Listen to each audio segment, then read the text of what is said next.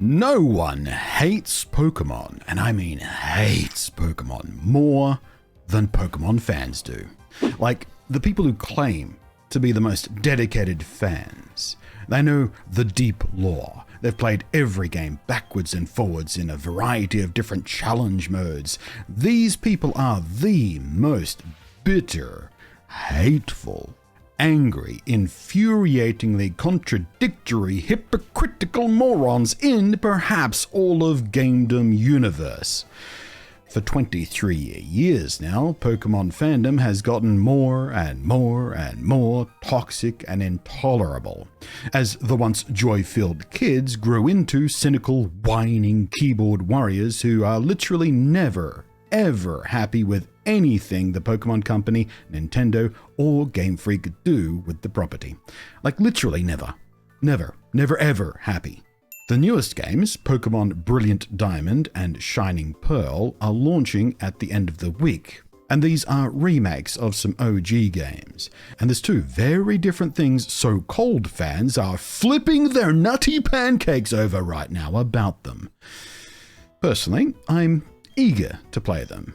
And I will, of course, be doing one of my live playthrough series over on twitch.tv/Blunty, just for the record.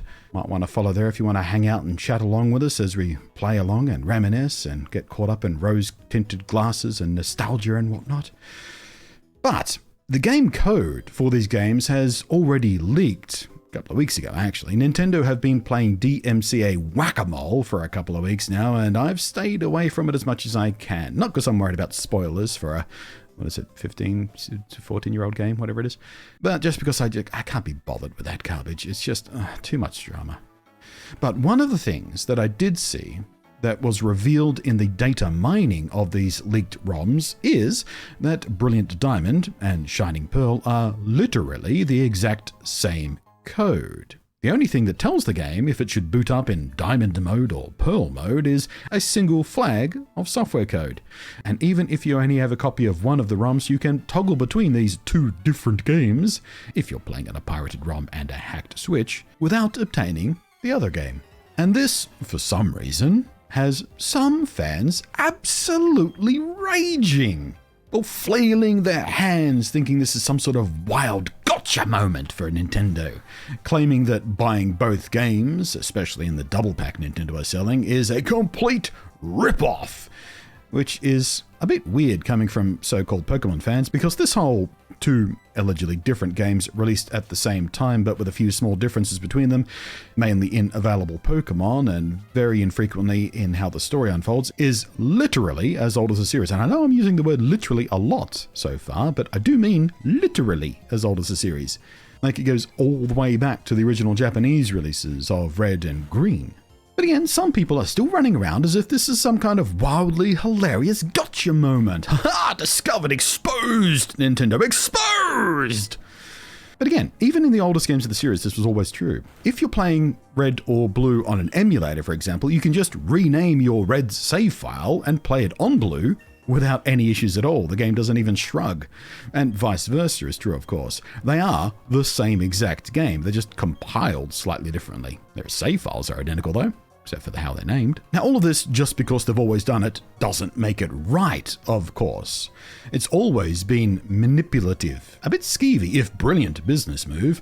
And in the beginning, it wasn't just a purely business thing. It was a clever way of getting players to interact with their friends. The people who made this game wanted kids to interact with each other while playing. They didn't want this to be a solo, isolated experience. So they made two different versions. They put different Pokemon in them so kids would be forced to interact, trading version-exclusive Pokemon between them across the little link cables on their Game Boys, doing the evolutions that you needed to complete your Pokedex. A couple of those needed to be traded in order to happen. And of course, battling real people over link cables.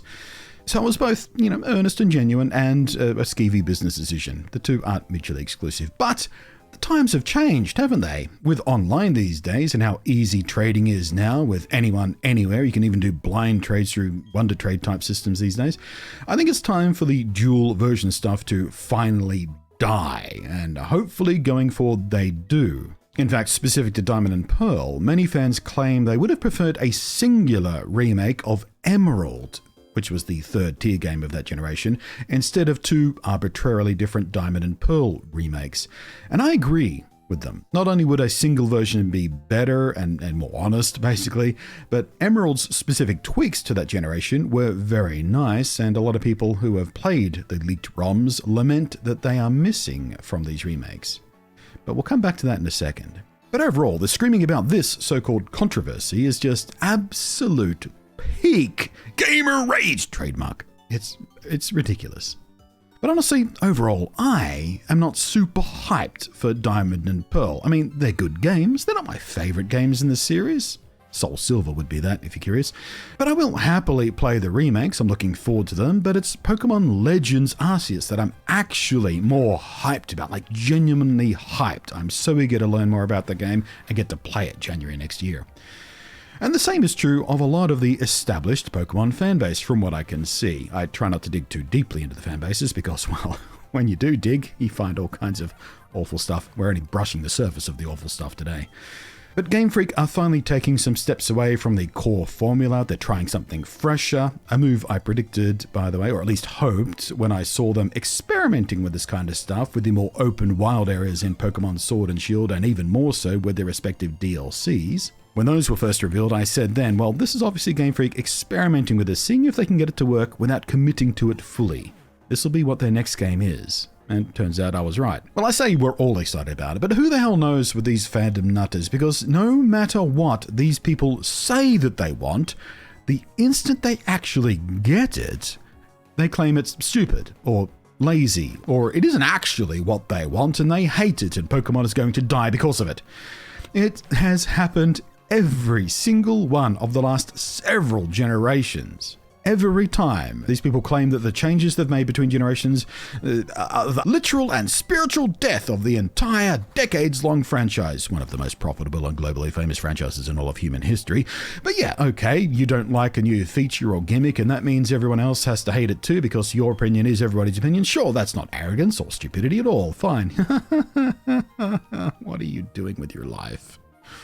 But here we are today, and here we go again with Pokemon Brilliant Diamond and Shining Pearl. The so-called fandom are pooping their already deeply brown-stained pants all over again and in public again. Now, I've made videos about this kind of behavior before, most recently with the whole Game Freak lied idiocracy around the Pokemon Sword and Shield Pokedex stuff, and the models they were using in the game and all that kind of stuff. And of course, Pokemon Let's Go Pikachu and Let's Go Eevee.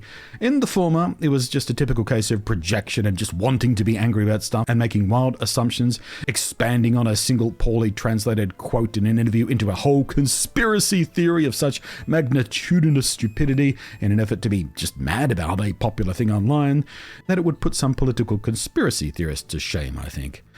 And the latter, with the Let's Go games, well, that is a bit more of a direct link to the second thing that we're on about today. Pokemon Let's Go was a reimagining of the original generation. That's what they called it when they announced it. It wasn't a remake, it was a reimagining of the original games. They were art-styled up even more. They had Pokemon visibly wandering around in the tall grass. These are things people have been asking for years. You could have any Pokemon follow you around. You can even ride on the Pokemon. These are all things that the fandom asked for over and over and over again.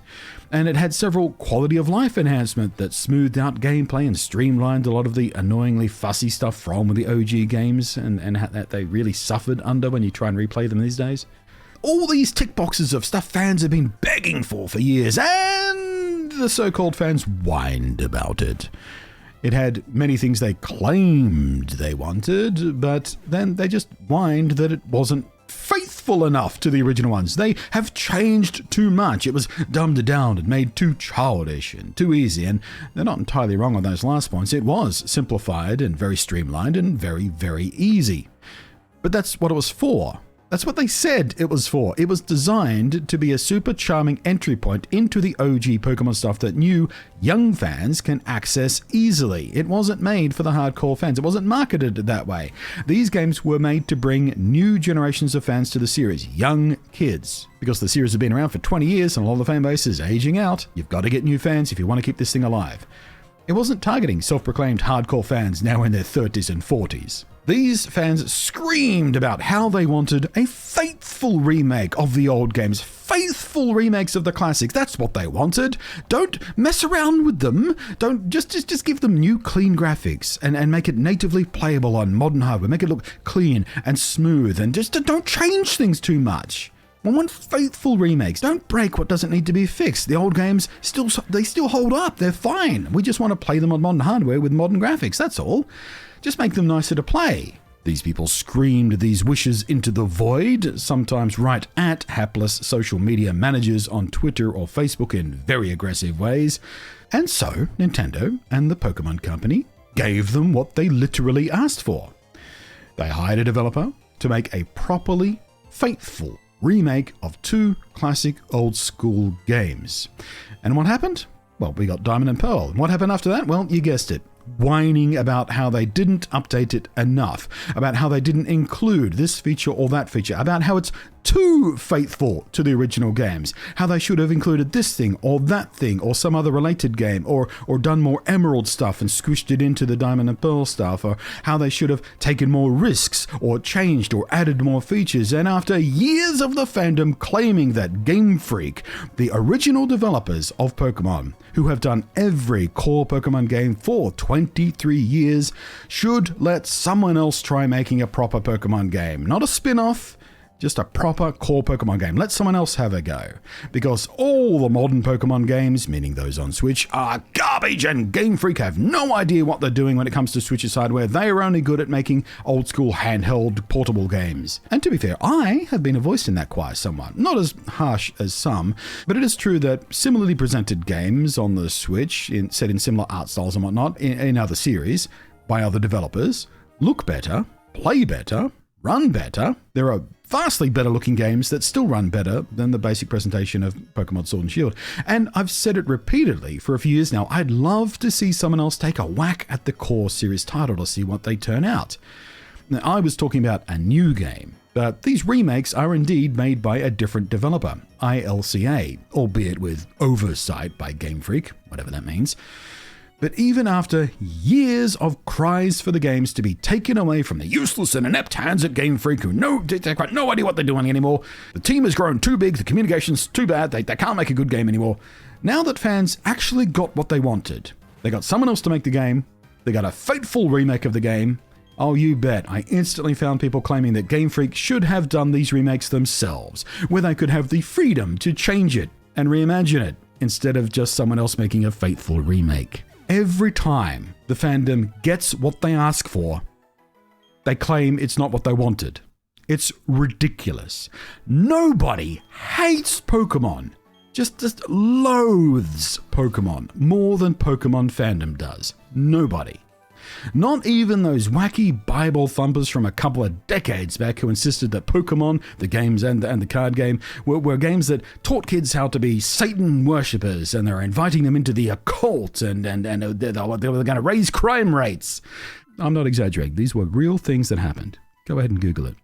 No one hates Pokemon more than Pokemon fans. But if you're this angry about literally everything the series tries to do, even when it is the thing that the fandom asked for a couple of years back, when the last thing you asked for made you furious, maybe it's time to admit that you have outgrown it. It's time to move on. Time to give up on the sunk cost fallacy that is the time you've invested in the series over the years, learning it, playing it, taking deep dives on it, learning everything there is to know about the lore, learning all the exploits and all the tricks and all the secrets, talking about it with others. Just let it go. Let it go. Me? Well, I know what I'm getting with Pokemon. It's dumb, it's easy, it's playful, it's filled with silly joy and lore that swings anywhere between stupid and soul-achingly dark, flat out creepy sometimes. It pokes at my nostalgia, and it's a fun, usually quite relaxing, gameplay loop. I play it on its own merits. I share it with other chill people on live streams, and I enjoy it that way. I have a blast playing Pokemon, both new and old, when I play it that way. Are they the best games I'll ever play? No. Do I love them? Yes. And above all else, I do not directly engage with the hardcore fandom who have buried themselves in little forums and echo chambers and places like that. Those people are terrible people. And that goes for pretty much every video game deep fandom. hardcore people, or TV show fandoms for that matter, in fact.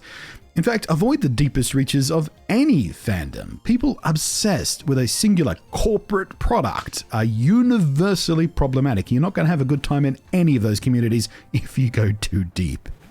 Just play the games you think are fun. Watch the TV shows you think are fun. They're entertainment products, not lifestyles. It's okay just to enjoy them on face value. Not everything has to be as deep as the ocean. Not everything has to be a masterpiece just to have fun with it. But thank you very much for watching. I am Blunty. Thank you for listening. As I said my piece here, hopefully I have vented some of your own frustrations and you can share this video around with people who you will hope will hear the message or just get a laugh out of how ridiculous some fandoms are. Thank you as always to the patrons who are scrolling above in the window up there, whose above and beyond support is massively meaningful to me. Thank you very much. I am Blunty. Thank you for watching and I will catch you next time.